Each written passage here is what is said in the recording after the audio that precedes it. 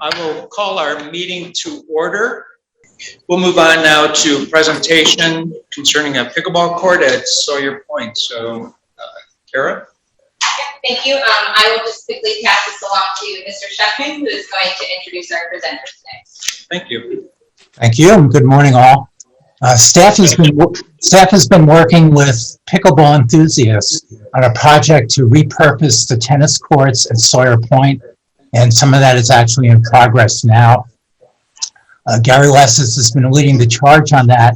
He's raised some funding already, and has been in conversations with the Parks Foundation about raising more money.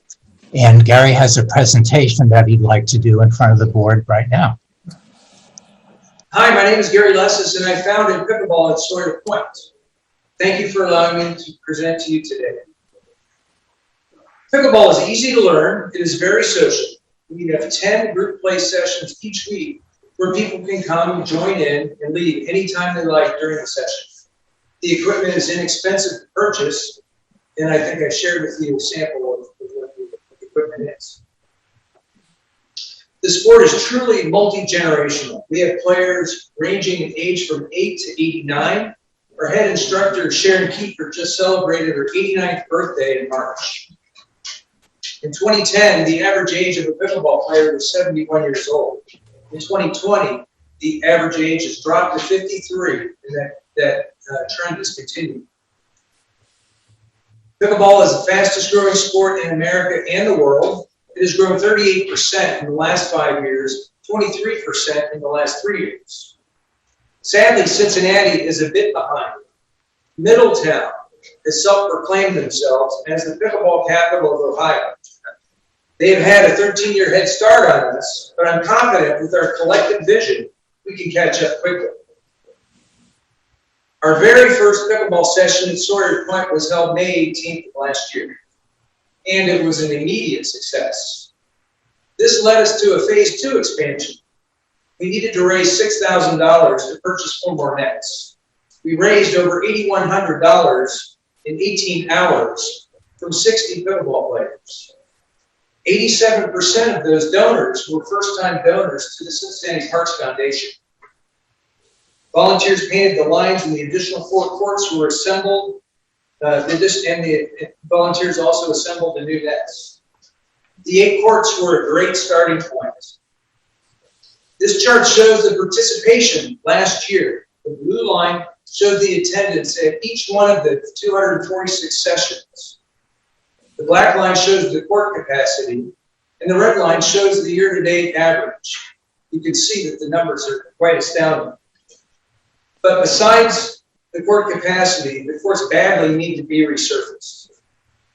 This chart shows the participation in this year from March 17th to June 8th. We are averaging 24% more players than the court capacity. Our community continues to grow. We now have more than 1,200 pickleball at Sawyer Point face group members. On June 4th, Cincinnati Parks hosted an amped-up concert at the Schott Amphitheater adjacent to the Sawyer Point courts. We had 84 people playing pickleball, waiting up to 45 minutes to play a game. Parks approved 4 more courts to be used for special events and Monday through Friday mornings when there are no tennis players to be found. We raised $20,000 in 2 days from 9 donors to pay for 4 additional nets, replace the speaker system, and purchase a ball machine. The fundraiser was executed quietly to not take away from any future fundraising campaigns. The vision is to make Sawyer Point a world-class pickleball facility. This includes resurfacing the entire court surface and putting in 12 dedicated pickleball courts on the area that is currently hosting 4 tennis courts. 4 tennis courts remain with the pickleball courts overlaid on them to be used for tournaments. Additional gates to minimize game interruptions, and replace the ancient metal halide lights with instant-on, energy-saving LED lights. Then we will have a facility that we can be proud of and can host regional and professional tournaments. And there's more. Besides the health and enjoyment benefit to thousands of Cincinnatians, besides the economic impact of hundreds of people playing pickleball weekly and reinvigorating Sawyer Point, we estimate pickleball at Sawyer Point can generate $500,000 annually in economic impact when the renovation is completed through tournaments, clinics, and special events. The sport of pickleball is on fire, and the support of the Cincinnati pickleball community has been amazing. The courts are in bad shape, but with the help of the pickleball community, Cincinnati City Parks, and the Cincinnati Parks Foundation, we can get this done. Thank you for your time. I'm happy to answer your questions. Thank you. I have a few questions. So all the tennis courts at Sawyer Point are now at pickleball. Well, if we go back to this chart, Your proposal is the proposal is there would still be 4 tennis courts, but there would be overlaid so that for tournaments and special events, we could have 20 courts, but those 4 tennis courts will still continue to be tennis courts. what is the tennis activity at Sawyer? Not much. That's how this all came about. I started playing pickleball. I live right across the street from the courts. I started playing pickleball 2 years ago. And I walked my dog around the park, and I noticed how nobody plays anything down there at Sawyer Point. I started playing pickleball and thought, what we need to utilize these very valuable, great assets that are fallow right now. So we do get some tennis participation in the evenings, never in the mornings. And on the weekends there is some, but it's not much. Lou, can you help us with the? I can. I'm the regional manager for the parks. So we've had no negative feedback on what we've done so far, and we've been keeping pretty good track of the use of the facility in terms of tennis. We think that sweet spot is for 4 remaining tennis courts, but also to have that flexibility that the lines being painted on them to allow for overflow pickleball, as Gary stated. And that would be the norm in many facilities where they have courts that have dual function. So I think we basically keep the best aspects of both worlds. Clearly, pickleball is rejuvenated a section of Sawyer Point that was definitely underutilized for many years. That's great. I know pickleball enthusiasts is a We're excited. lightweight to find pickleball people. Yeah. So one of the biggest reasons why people don't play on tennis courts is because of poor condition. So we're saying that part of this proposal plan is that these courts will be resurfaced or repaired, resurfaced. 4 of them or the whole The whole thing? because the cracks obviously impact the pickleball.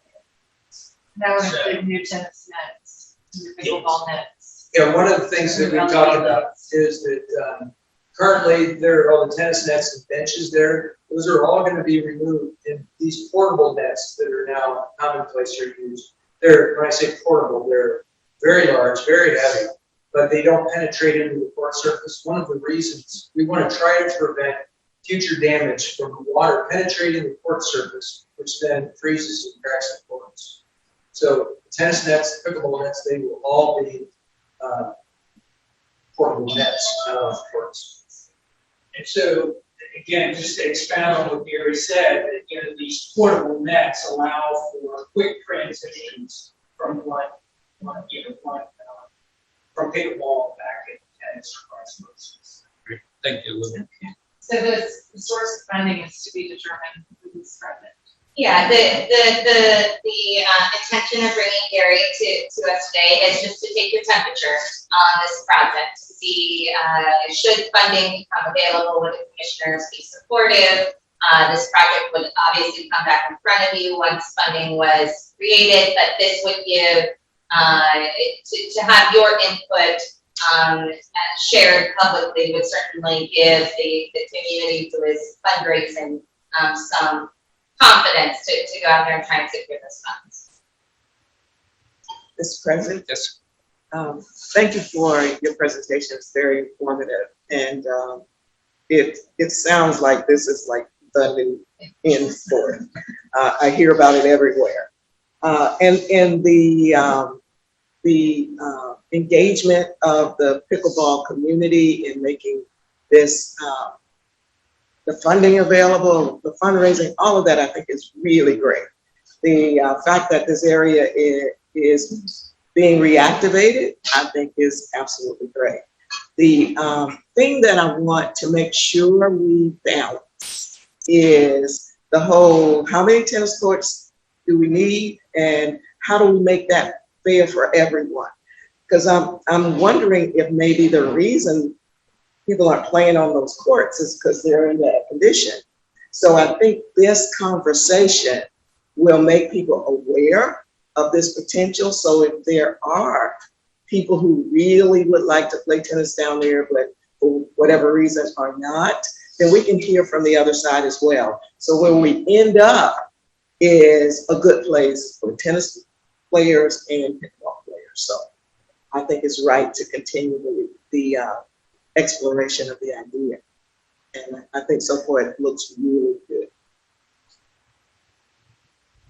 I like the fact that you get 48 people playing in the space of 8 tennis players.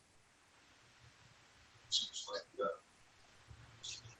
pickleball is the new cornhole. So, I'm all for it. It's a great idea. I'll echo that as well. I think what I like about the concept is that we can turn this into somewhat of a world-class facility. If we're going to have facilities in our parks, I'd like to have them up to the best condition possible. I do share Commissioner Thomas's concern and would ask staff to make sure that we are informed if the tennis community feels infringed upon. But I do believe that this is a great way to make that site somewhat of a regional draw to Cincinnati. And even as we were talking earlier, as we're looking at Mount Airy to become a regional draw for mountain biking and other activities, if this is another opportunity to make Cincinnati Parks a regional draw for an activity like pickleball, I think it's great. So I appreciate the time and energy your group has put in. I've heard in the community from friends, the number of people that are down there early in the morning, mid-afternoon. So I appreciate the work that you're doing. And for me, I am very supportive. Commissioner Castellini, do you want to put anything? Yes, thank you. I'm curious, do we have any idea what the total cost would be? I see that on the budget, there's money allocated, but do we have any idea what the total cost would be? Let me start to respond to that. Maybe Gary could add in. We are still putting together costs. In fact, because we are concerned about the cracking that's been evident in the courts, we're doing some borings to test the subsurface. We believe that it's probably, to start with, around $250,000. And that, in fact, is what's in the manager's proposed budget right now. Thank you. So I think if my understanding is correct, it's what we're being asked today is to get direction from the board to continue evaluating this project.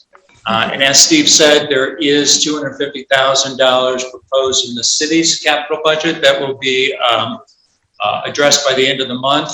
And so I think at this point, the next step would be to come back with a little bit more information. But this would allow staff to move forward to do that type of evaluation, Susie, of how much money we're talking about.